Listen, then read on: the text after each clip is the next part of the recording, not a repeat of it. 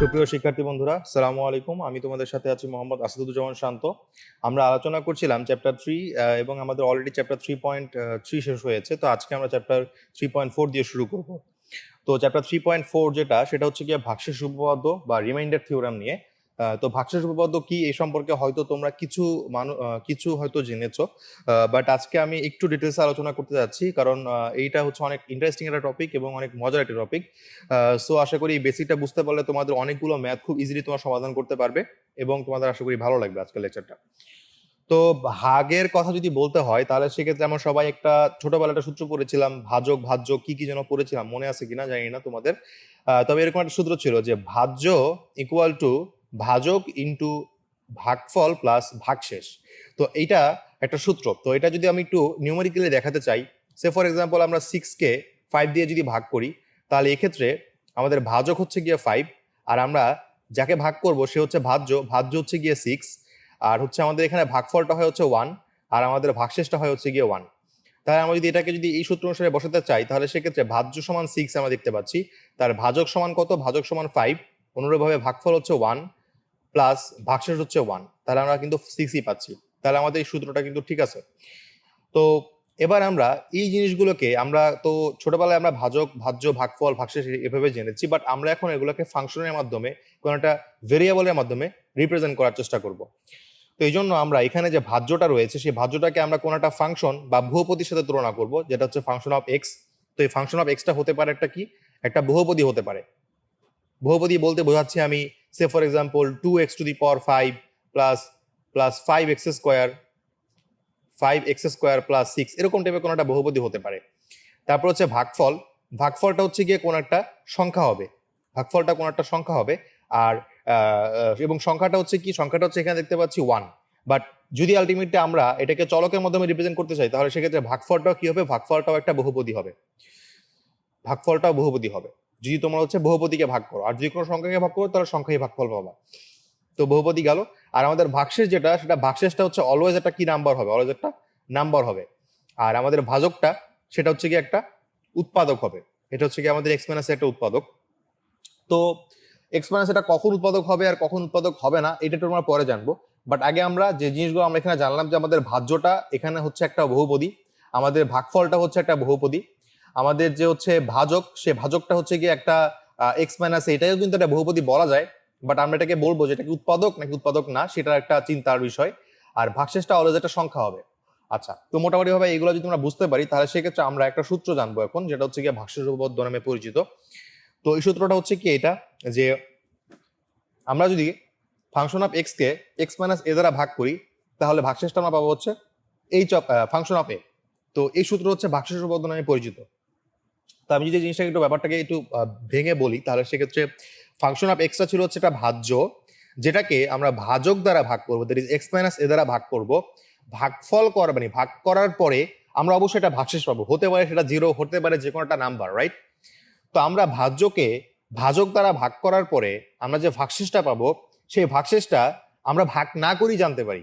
আমি আবারও বলছি, আমরা ভাজ্যকে ভাজক দ্বারা ভাগ করে যে ভাগশেষটা পাবো, সেই ভাগশেষটা আমরা ভাগ না করেই জানতে পারবো। এটার উপায় হচ্ছে এই ভাগশেষ সূত্র বা ভাগশেষ উপপাদ্য বা রিমাইন্ডার থিওরাম, এটাকে অ্যাপ্লাই করা। তো এই রিমাইন্ডার থিওরামটা আসলে কি বলে আমাদেরকে, আমরা যদি একটু ডিটেলস এখানে একটু পাশে লিখতে চাই, তাহলে সেক্ষেত্রে তো এটা বলা possible. Say for example x² - x+1, এটা হচ্ছে আমাদের সেই কাঙ্ক্ষিত ভাজ্য, যেটা হচ্ছে একটা বহুপদী। আমি একটু আগে বললাম এটা হচ্ছে একটা বহুপদী এবং একই সাথে এটা হচ্ছে ভাজ্য। তাহলে তোমাকে বলা হলো আমরা একটা ভাজক দ্বারা ভাগ করব, যে ভাজকটা এখানে এক্স মাইনাস এ বললো, ধরলাম আমরা সে ফর এক্সাম্পল আমাদের ভাজকটা হচ্ছে x-1, তাহলে আমাদের ভাজকটা হচ্ছে কি x-1। আচ্ছা, এখন আমরা যে ভাগশেষটা পাবো সেটা আসলে কিভাবে পাওয়া পসিবল? আমরা x-1 দিয়ে আমরা এই x² - x+1 কে ভাগ করবো, তাই না? ভাগ করার পর এখানে একটা ভাগফল পাবো, এখানে যোগ বিয়োগ করে কিছু একটা থাকবে, লাস্টে আমরা একটা ভাগশেষ পাবো। তো এই এত প্রসিডিউর করার কোনো প্রয়োজন নাই, আমাদের একটা সূত্র জানা, সেই সূত্রটা হচ্ছে রিমাইন্ডার থিওরাম। তো এই সূত্রানুসারে আমাদের ভাগশেষটা হবে, আমরা যদি এটাকে এটা ইকুয়াল টু যদি 0 দেই, তাহলে আমরা এখানে x ইকুয়াল টু একটা সংখ্যা পাবো, রাইট? সেই সংখ্যাটা হচ্ছে x ইকুয়াল টু 1। তাহলে আমরা যদি এই ফাংশনের এক্স এর জায়গায় যদি এই সংখ্যাটা ইনপুট দিই, দ্যাট ইজ ফাংশন অফ 1 যদি আমরা বের করি, ফাংশন অফ 1 এর যে মানটা হবে সেটাই হবে আমাদের ভাগশেষের মান। তো এখানে আমরা যেটা দেখতে পাচ্ছি, এখানে হচ্ছে 1² - 1 + 1, অ্যান্ড দ্যাট ইজ 1 - 1 + 1, সো সব মিলে আমরা এখানে পাচ্ছি +1। তার মানে আমরা যদি এই ভাজ্যটাকে x - 1 দ্বারা ভাগ করতাম তাহলে আমরা ভাগশেষ পেতাম হচ্ছে 1, যেটা হচ্ছে আমরা এই রিমাইন্ডার থিওরেমের মাধ্যমে ইজিলি পেয়ে যাচ্ছি। তো আশা করি আমরা যদি কোনো কারণে তোমাদেরকে কোনো একটা বহুপদী দেওয়া হয় এবং বহুপদী ধরো তোমাকে সে ফর এক্সাম্পল তোমাকে একটা বহুপদী দিল ax⁵ plus bx⁴ plus cx plus d, এরকম একটা বহুপদী দিল যেটা হচ্ছে ফাংশন অফ এক্স দ্বারা পরিচিত। এটাকে তোমার বলা হলো function of x minus m দ্বারা ভাগ করতে, এম দ্বারা ভাগ করে তোমার ভাগশেষটা কত বের করার জন্য তোমাকে হয়তো পরীক্ষায় বলতে পারে বা এমসিকিউতে বলতে পারে। তখন তুমি ভাগশেষটাকে তুমি একদম এটাকে পুরাটাকে ভাগ করবা, এটাকে এক্স মাইনাস এম লিখলা, লেখার পরে এখানে আনলা, এত কিছু করার সময় নেই, কারণ আমাদের সূত্র জানা আছে। তাই আমরা কি করে দিব, সিম্পলি এখানে এফ অফ এক্স এর জায়গায় এফ অফ এমটা বের করে নেব, এফ অফ এম এর ভ্যালুটা যেটা হবে সেটা হবে আমাদের ভাগশেষের মান। আশা করি আমরা এটা বুঝতে পারছি। তো এবার আসতেছে যে ভাগশেষের মানটা 0 হইতে পারে, ভাগশেষের মানটা অন্য কোনো সংখ্যা হইতে পারে। তো ভাগশেষের মানটা যদি স্পেসিফিকলি 0 হয় তাহলে সেক্ষেত্রে আমরা একটা জিনিস বলতে পারি যে যদি এই এফ এ ইকুয়াল টু যদি 0 হয়, অর্থাৎ ফাংশনের যদি আমাদের ভাগশেষটা 0 হয়, তাহলে এই 0 যদি হয় তাহলে এই যেটা দ্বারা ভাগ করছি অর্থাৎ এক্স মাইনাস এ, এই এক্স মাইনাস এটাকে এই ফাংশন অফ এক্স বহুপদীর একটা উৎপাদক আমরা বলতে পারবো। আমি আবারও বলছি, যদি এই ভাগশেষটা যদি 0 হয় তাহলে সেক্ষেত্রে আমরা বলতে পারবো এক্স মাইনাস এটা একটা উৎপাদক ছিল। আর যদি 0 না হয় তাহলে সিম্পলি আমরা বলতে পারবো যে এটা কোনো একটা উৎপাদক না।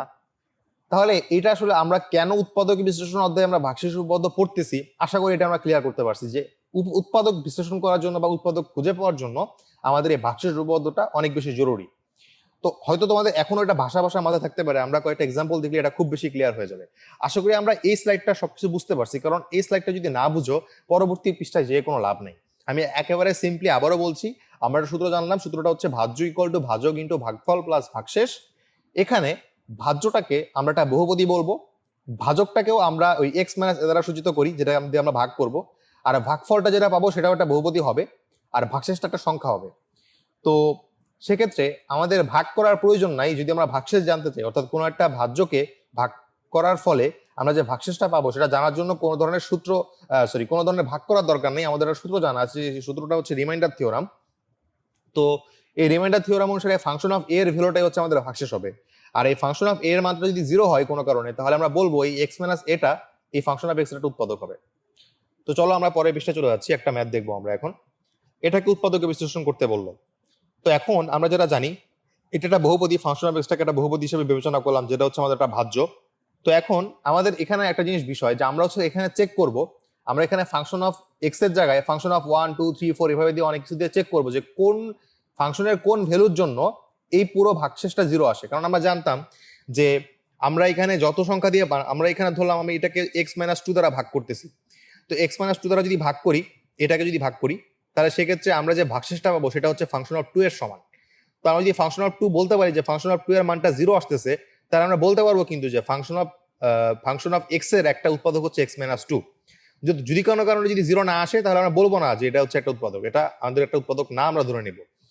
সো এই জন্য আমরা এখানে কোন কোন সংখ্যা বসাবো, এই যে এখানে ফাংশন অফ 1 বসাবো, 2 বসাবো, 3 বসাবো, এরকম ভাবে দেখা যেতে পারে যে 100 বসালে হয়তো মিলে, তাহলে কি আমরা 1 থেকে 100 পর্যন্ত চেক করব?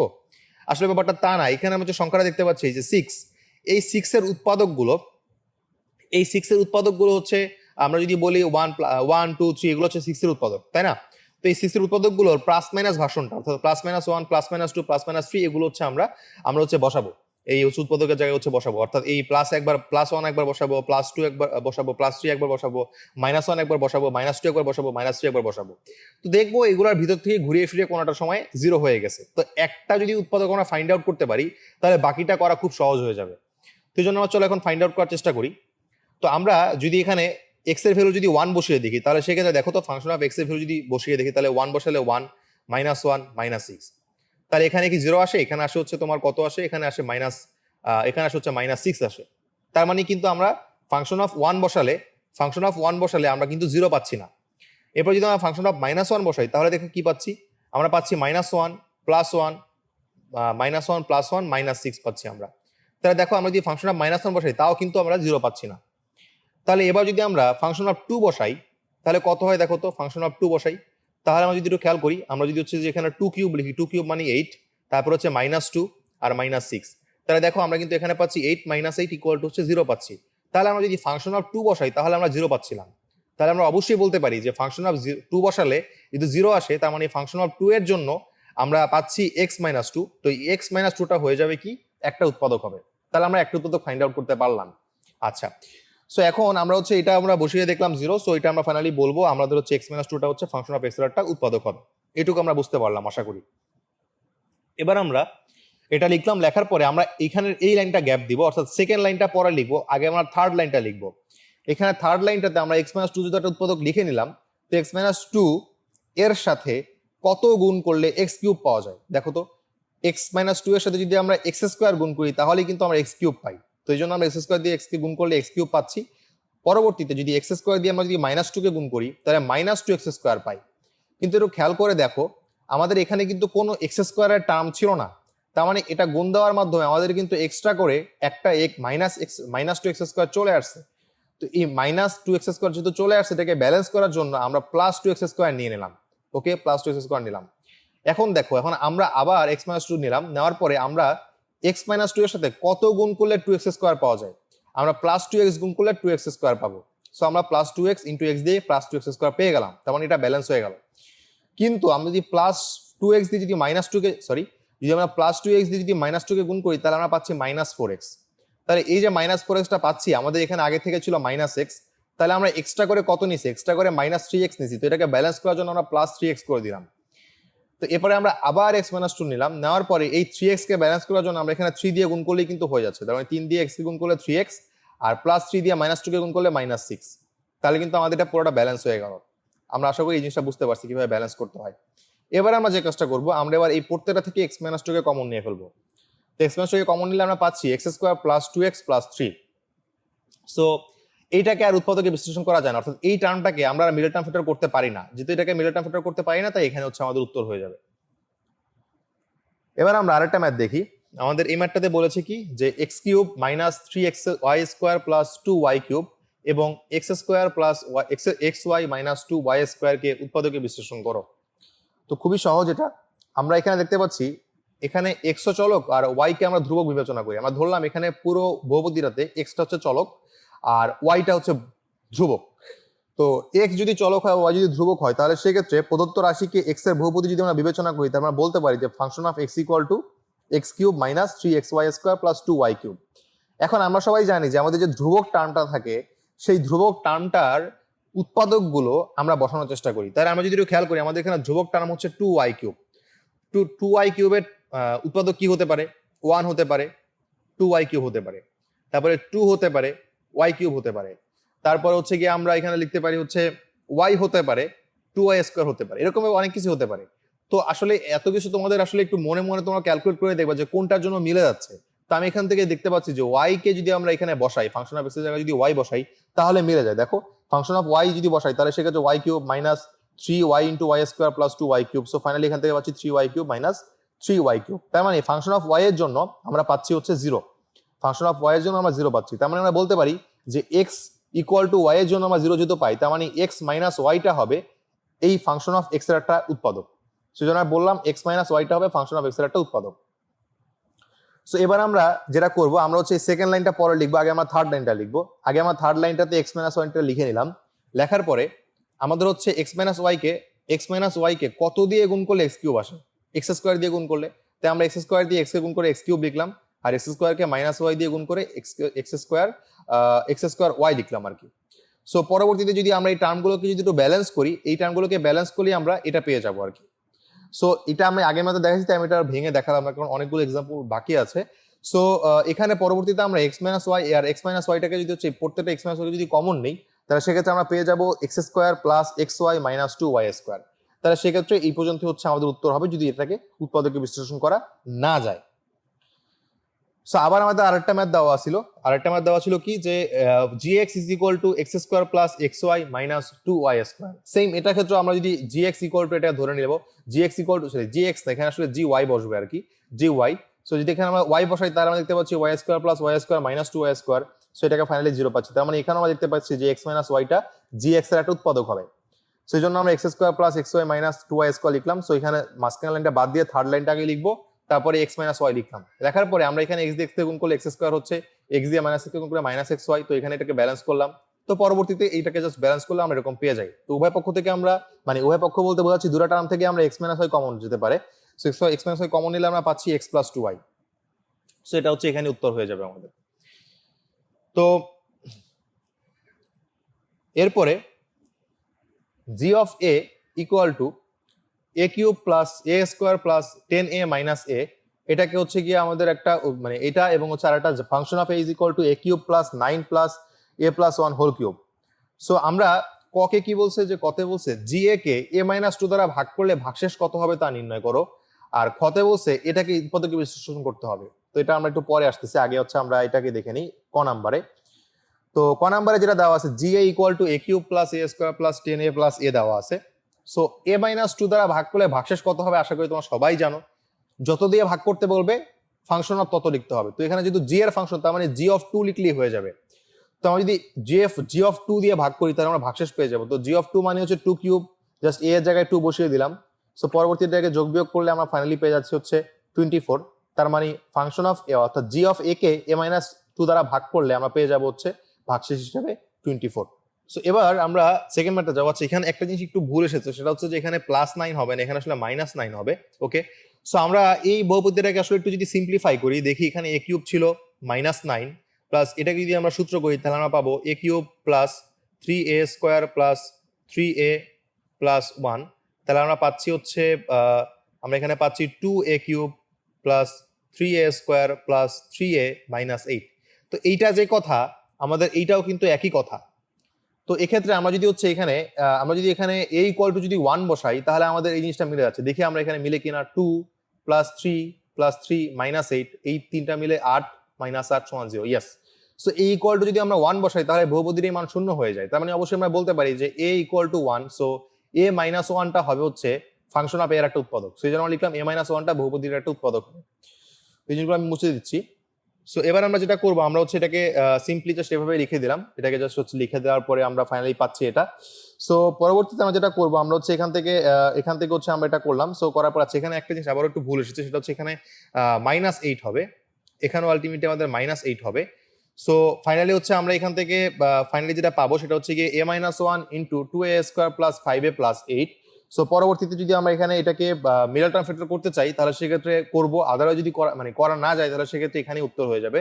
সো যেহেতু এটাকে করা যায় না তাই আমাদের উত্তরটা এখানেই হয়ে যাবে। সো এটা হচ্ছে কি আমাদের উত্তর। সো আশা করি আমরা এই ম্যাথটা বুঝতে পারছি। জাস্ট কিছুই না, আমরা একটা বহুপদীর উৎপাদক যদি বের করতে পারি তাহলে বাকিগুলো মিডল টার্ম ফ্যাক্টরের মাধ্যমে ইজিলি বের হয়ে যাবে, অথবা অনেক সময় দেখা যাবে মিডল টার্ম ফ্যাক্টরই হয় না, তাহলে সেক্ষেত্রে ওইখানে উত্তর হয়ে যাবে। সো এবার আমরা পরবর্তী ম্যাথে চলে যাচ্ছি। উৎপাদকে বিশ্লেষণ করতে বলছে আমাদেরকে এ কিউব প্লাস 3a প্লাস 36কে। তো এটাকে আমরা ধরে নিলাম ফাংশন অফ এর একটা বহুপদী।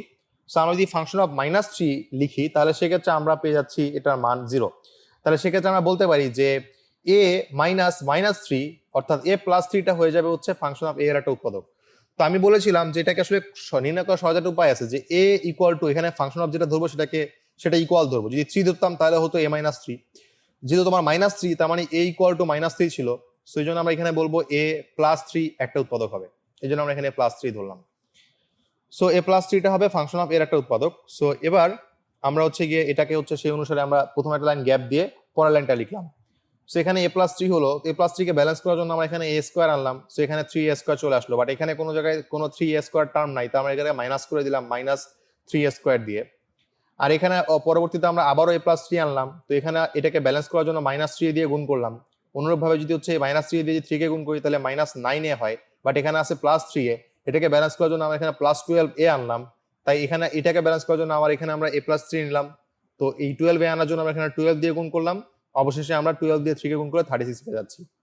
তো এই তিনটা টার্ম থেকে কিন্তু আমাদের a+3 কমন যায়। সো থাকে এখানে a স্কোয়ার -3a + 12, এটা হয়ে যাবে আনসার।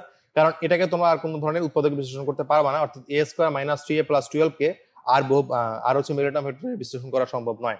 সো পরের ম্যাথে চলে আসতেছি আমরা। পরের ম্যাথে বলছে যে a cube plus a square -10a -8 এটাকে উৎপাদকে বিশ্লেষণ করতে হবে। সো এটাকে আমরা ধরে নিলাম function of a equal to a cube plus a square -10a -8।